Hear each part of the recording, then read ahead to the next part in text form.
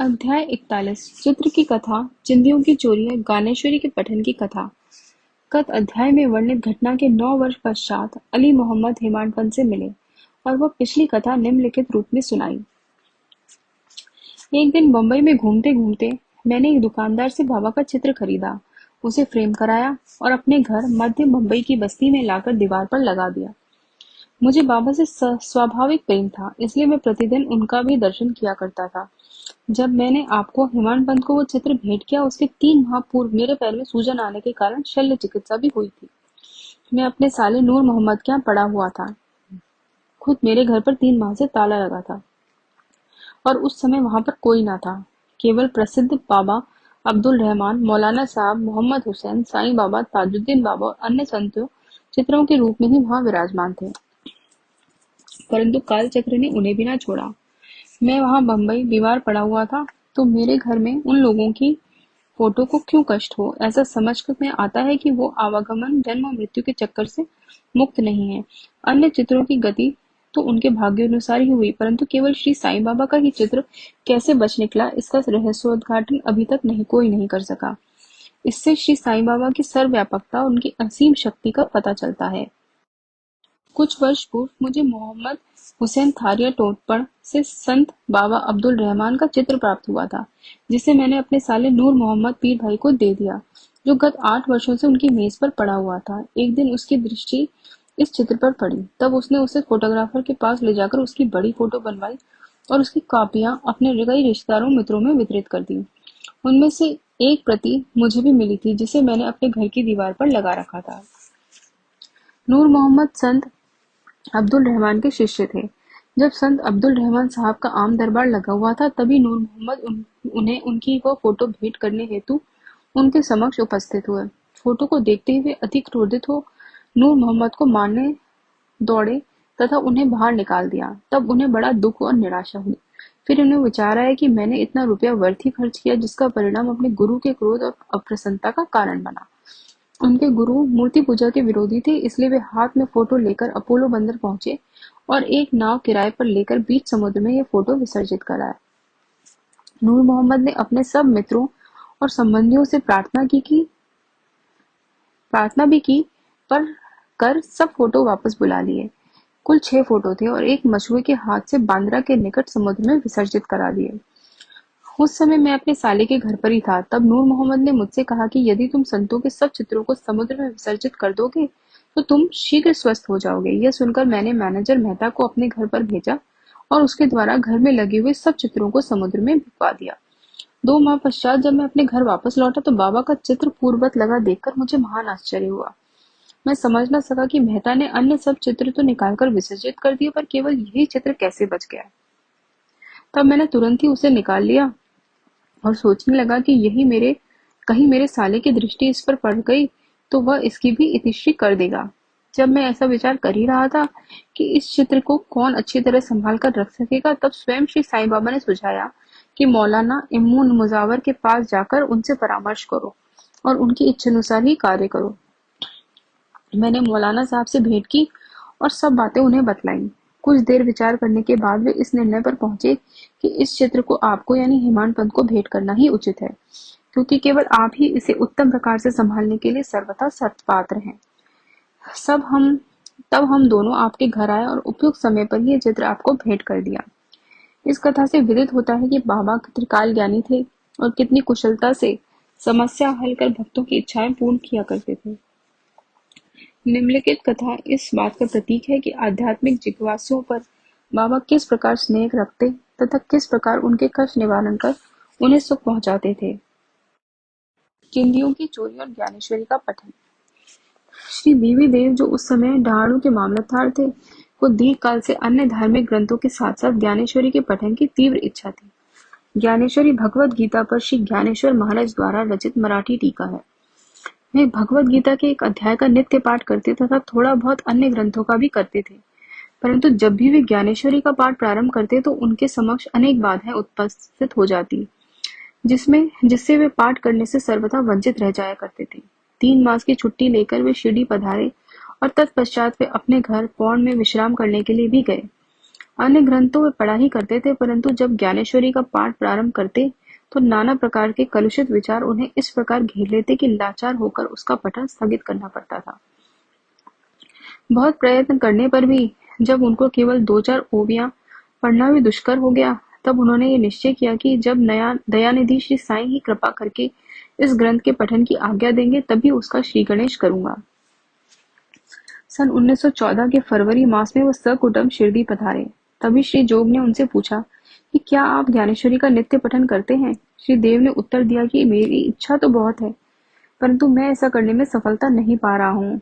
अब तो जब बाबा की आज्ञा होगी तभी प्रारंभ करूंगा। श्री जोग ने सलाह दी कि एक ग्रंथ की एक प्रति खरीदकर बाबा को भेंट करो और जब वे अपने कर कमलों से स्पर्श कर उसे लौटा दें, तब इसका पठन प्रारंभ कर देना। श्री देव ने कहा कि मैं इस प्रणाली को श्रेयस्कर नहीं समझता, क्योंकि बाबा तो अंतर्यामी है और मेरे हृदय की इच्छा उनसे गुप्त कैसे रह सकती है? क्या वे स्पष्ट शब्दों में आज्ञा देकर मेरी मनोकामना पूर्ण न करेंगे? श्री देव ने जाकर बाबा के दर्शन किए और 1 रुपया दक्षिणा भेंट की। तब बाबा ने उनसे 20 रुपये दक्षिणा और मांगी, जो उन्होंने सहज दे दी। रात्रि के समय श्री देव ने बालक राम से भेंट की और उनसे पूछा, आपने किस प्रकार बाबा की भक्ति तथा कृपा प्राप्त की है? बालक राम ने कहा, मैं दूसरे दिन आरती समाप्त होने के पश्चात आपको पूर्ण वृतांत सुनाऊंगा। दूसरे दिन जब श्री देव साहब दर्शनार्थ मस्जिद में आए, तो बाबा ने फिर 20 रुपये दक्षिणा मांगी, जो उन्होंने सहज भेंट कर दी। मस्जिद में भीड़ अधिक होने के कारण वे एक और एकांत में जाकर बैठ गए। बाबा ने उन्हें बुलाकर अपने समीप बैठा लिया। आरती समाप्त होने के पश्चात जब सब लोग अपने घर लौट गए, तब श्री देव ने बालक राम से भेंट कर उनसे उनका पूर्व इतिहास जानने की जिज्ञासा प्रकट की तथा बाबा द्वारा प्राप्त उपदेश और ध्यानादि के संबंध में पूछताछ की। बालक राम इन सब बातों का उत्तर देने ही वाले थे कि इतने में चंद्रू कोड़ी ने आकर कहा कि श्री देव को बाबा ने याद किया है। जब देव बाबा के पास पहुंचे तो उन्होंने प्रश्न किया कि वे किससे और क्या बातचीत कर रहे थे। श्री देव ने उत्तर दिया कि वे बालक राम से उनकी कीर्ति का गुणगान श्रवण कर रहे थे। तब बाबा ने उनसे पुनः 25 रुपये दक्षिणा मांगी, जो उन्होंने सहज दे दी। फिर बाबा उन्हें भीतर ले गए और अपना आसन ग्रहण करने के पश्चात उन पर दोषारोपण कहते हुए कहा कि मेरी अनुमति के बिना तुमने मेरी चिंदियों की चोरी की है। श्री देव ने उत्तर दिया, भगवान, जहाँ तक मुझे स्मरण है मैंने ऐसा कोई कार्य नहीं किया है, परंतु बाबा कहाँ मानने वाले थे। उन्होंने अच्छी तरह से ढूंढने को कहा। उन्होंने खोज की, परंतु कहीं कुछ भी ना पाया। तब बाबा ने क्रोधित होकर कहा कि तुम्हारे अतिरिक्त यहाँ है ही कौन? तुम ही चोर हो। तुम्हारे बाल तो सफेद हो गए हैं और इतने वृद्ध होकर भी तुम यहाँ चोरी करने को आए हो। इसके पश्चात बाबा आपे से बाहर हो गए और उनकी आंखें क्रोध से लाल हो गईं। वे बुरी तरह से गालियां देने और डांटने लगे। देव शांतिपूर्वक सब कुछ सुनते रहे। वे मार पड़ने की भी आशंका कर रहे थे कि 1 घंटे के पश्चात ही बाबा ने उनसे वाड़े को लौटने को कहा। वाड़े लौटकर उन्होंने जो कुछ हुआ उसका पूर्ण विवरण जोग और बालक राम को सुनाया। दोपहर के पश्चात बाबा ने सबके साथ देव को भी बुलाया और कहने लगे कि शायद मेरे शब्दों ने इस वृद्ध को पीड़ा पहुंचाई होगी। इन्होंने चोरी की है और इसे स्वीकार नहीं करते हैं। उन्होंने देव से पुनः 12 रुपये दक्षिणा मांगी, जो उन्होंने एकत्र करके सहज भेंट करते हुए नमस्कार किया। तब बाबा देव से कहने लगे कि तुम आजकल क्या कर रहे हो? देव ने उत्तर दिया कि कुछ भी नहीं। तब बाबा ने कहा, प्रतिदिन पोथी यानी ज्ञानेश्वरी का पाठ किया करो। जाओ, वाड़े में बैठकर क्रमशः नित्य पाठ करो और जो कुछ भी तुम पढ़ो उसका अर्थ दूसरों को प्रेम और भक्ति पूर्वक समझाओ। मैं तो तुम्हें सुनहरा शैला यानी दुपट्टा भेंट देना चाहता हूँ, फिर तुम दूसरों के समीप चिंदियों की आशा से क्यों जाते हो? क्या तुम्हें ये शोभा देता है? पोथी पढ़ने की आज्ञा प्राप्त करके देव अति प्रसन्न हुए। उन्होंने सोचा कि मुझे इच्छित वस्तु की प्राप्ति हो गई है और अब मैं आनंद पूर्वक पोथी यानी ज्ञानेश्वरी पढ़ सकूंगा। उन्होंने पुनः साष्टांग नमस्कार किया और कहा कि हे प्रभु, मैं आपकी शरण में आपका अबोध शिशु हूँ, मुझे पाठ में सहायता कीजिए। अब उन्हें चिंदियों का अर्थ स्पष्टता विदित हो गया था। उन्होंने बालक राम से जो कुछ पूछा था वह चिंदी स्वरूप था। इन विषयों में बाबा को इस प्रकार का कार्य रुचिकर नहीं था, क्योंकि वह स्वयं प्रत्येक शंका का समाधान करने को सदैव तैयार रहते थे। दूसरों से निरर्थक पूछताछ करना वे अच्छा नहीं समझते थे, इसलिए उन्होंने डांटा और क्रोधित हुए देव ने इन शब्दों को बाबा का शुभ आशीर्वाद समझा तथा वे संतुष्ट होकर घर लौट आए।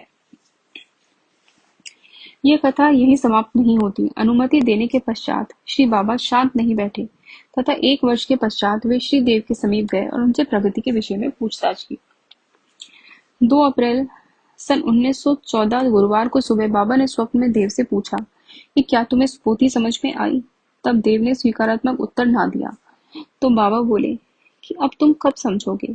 देव की आंखों से टप टप करके अश्रुपात होने लगा और वो रोते हुए बोले कि मैं निश्चय पूर्वक कह रहा हूँ कि हे भगवान, जब तक आपकी कृपा रूपी मेघवृष्टि नहीं होती तब तक उसका अर्थ समझना मेरे लिए संभव नहीं है और यह पठन तो भार स्वरूप ही है।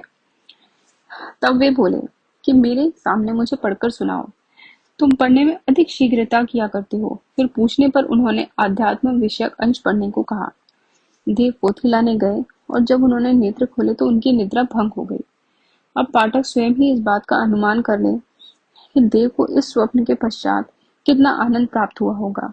श्री देव अभी सन 1944 में जीवित हैं और मुझे गत 4-5 वर्षों के पूर्व उनसे भेंट करने का सौभाग्य प्राप्त हुआ था।